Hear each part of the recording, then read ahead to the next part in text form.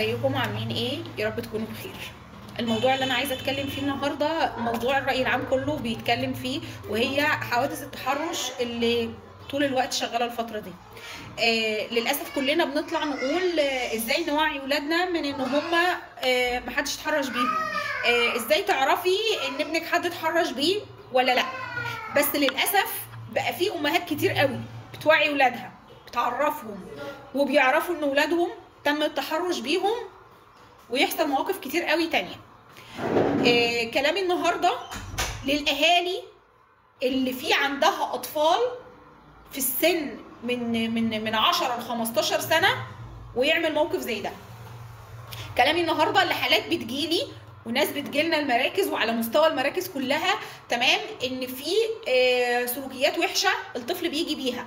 الموضوع بيبدا بسلوك صغير قوي الام بتعديه وتتغاضى عنه، انه قليل ادب، انه بيقول الفاظ بذيئه، انه بينزل الشارع، انه بيعمل حركات بايديه، انه بيتكلم مع اطفال اكبر منه في السن، انه حد قال له شوف مشهد او شوف فيديو على الموبايل لموقف وحش او موقف مخل. الفيديوهات اللي بتتعرض على كل السوشيال ميديا، ليه بنتكلم طول الوقت على مخاطر الموبايل والشاشات على الاطفال الصغيره، مع انها اخطر بكتير قوي على الاطفال اللي في السن ده. لما يجي لي طفل عنده 10 سنين و11 سنه بيتفرج على فيديوهات مش كويسه، لما يجي لي طفل في المرحله الاعداديه ولا في مرحله ولا داخل مرحله مراهقه خلاص، واصحابه قالوا له تعالى دخن وتعالى اشرب معرفش ايه وتعالى اعمل ايه.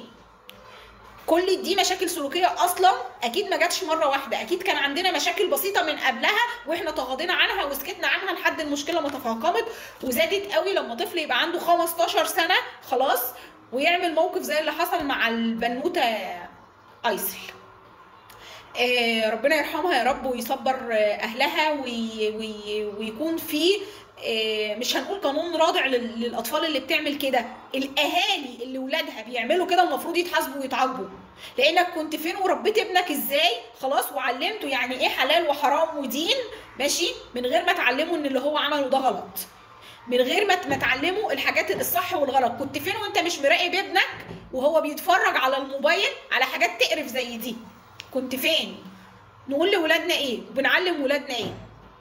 ليه دايما طول الوقت نقول لا وعوهم ان محدش يتحرش بيهم، وانت وعيت ابنك ان هو ما ينفعش يعمل حاجه زي دي؟ كنت رقيب على ابنك او بنتك وهم بيتفرجوا على حاجات زي ديت، او شفت موبايله ولا فتشت موبايله وشفته بيعمل ايه ولا ما بيعملش ايه؟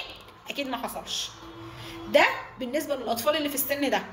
طب بالنسبه بقى للاماكن والمدارس اللي بيحصل فيها دوت، وبقينا كل يومين ثلاثه نلاقي ان في كارثه حصلت زي دي في مدرسه من المدارس الخاصه. المفروض ان المدرسه دي بكل ما فيها للمرحله التعليميه اللي حصل فيها ده تتحول للتحقيق والرفض والعقاب، لانه مش طبيعي ان المدير يتاخد جزا قانوني ولا المدرس يتاخد جزا قانوني ولا اللي فعل الموقف بس هو اللي يتحاسب. لا، مفيش حاجه اسمها قانون اداري، في حاجه اسمها حبس لاهل الشخص، لاهل الطفل وللشخص اللي عمل الموقف دوت، لو في مؤسسه حكوميه او في مؤسسه عاديه خاصه، وللمدير وللمدرسين اللي موجودين في المرحله التعليميه اللي بيحصل فيها ده. كنتوا فين؟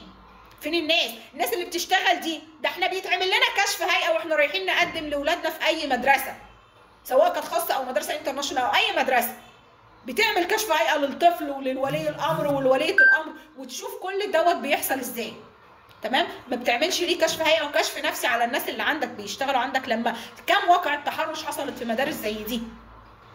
لو فضلنا ساكتين هيحصل وهيحصل وهيحصل وهيحصل. ما ينفعش.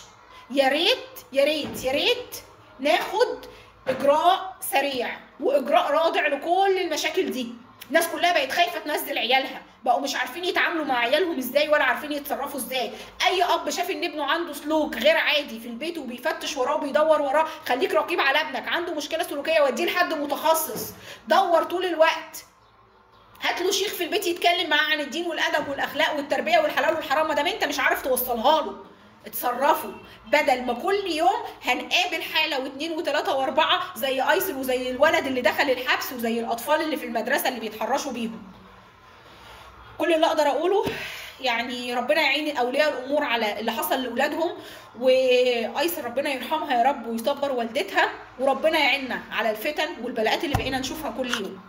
مامة البنوتة كاتبة في المنشور بتاعها اللي هي منزلاه، او كاتبة في الكلام اللي دار بعد العملية بتاعة التحرش، وبعد ما هي عرفت ان بنتها ميتة، ان هي كانت معلماها كويس قوي قوي قوي حدودها، منبهاها ازاي تتعامل، ازاي تسلم، ازاي تقعد، ازاي انه محدش يقرب منها ولا يلمسها. يعني مش بس الموضوع بقى مقتصر دلوقتي ان احنا نتكلم مع اولادنا ونوعيهم عن التحرش، الموضوع بقى مقتصر على ان احنا ازاي نربي سلوكيات كويسة في اولادنا ونمنعهم عن الحاجات دي.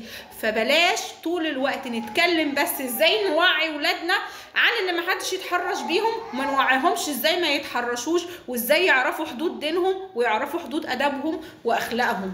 اتمنى ده يبقى جوانا كلنا ونتعامل بيه الفترة الجاية مع كل ولادنا واطفالنا، ويا رب